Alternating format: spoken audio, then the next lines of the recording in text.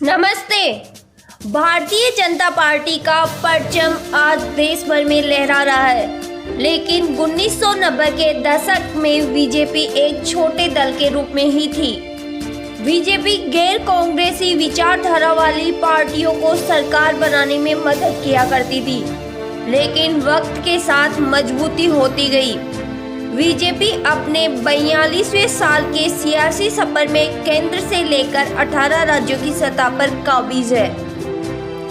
इन 18 राज्यों में 12 में बीजेपी के अपने मुख्यमंत्री है तो 6 राज्य में सत्ता में भागीदारी है। हालांकि बीजेपी ने जिस राज्य में सबसे पहले अपना मुख्यमंत्री बनाने में सफल रही थी, आज उसी राज्य की सत्ता से वो बाहर है। ऐसे में कहानी उन राज्यों की है जहां पर बीजेपी सबसे पहले कमल खिलाने में कामयाब रही थी।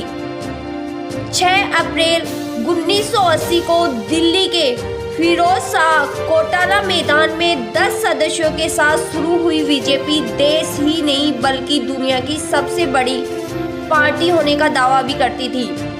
बीजेपी शून्य से देश की सत्ता के शिखर तक सफर तय किया है। बीजेपी ने केंद्र की सत्ता पर काबिज होने में भले ही 18 साल लगा दिए हो, लेकिन राज्य में अपनी सरकार बनाना 10 साल के बाद ही शुरू कर दिया था। बीजेपी गठन के 10 साल के बाद बीजेपी अपना पहला मुख्यमंत्री बनाने में सफल रही। भैरों सिंह शेखावत बीजेपी के सबसे पहले मुख्यमंत्री बनने वाले नेता हैं, जिन्हें जनता दल ने समर्थन किया। मार्च 1990 में बीजेपी एक साथ देश के 3 राज्यों की सत्ता पर काबिज हुई, जिनमें राजस्थान, मध्य प्रदेश और हिमाचल प्रदेश शामिल थे। तीनों ही राज्यों में एक साथ 1990 में विधानसभा चुनाव हुए थे और बीजेपी तीनों राज्यों में सरकार बनाने में सफल रही।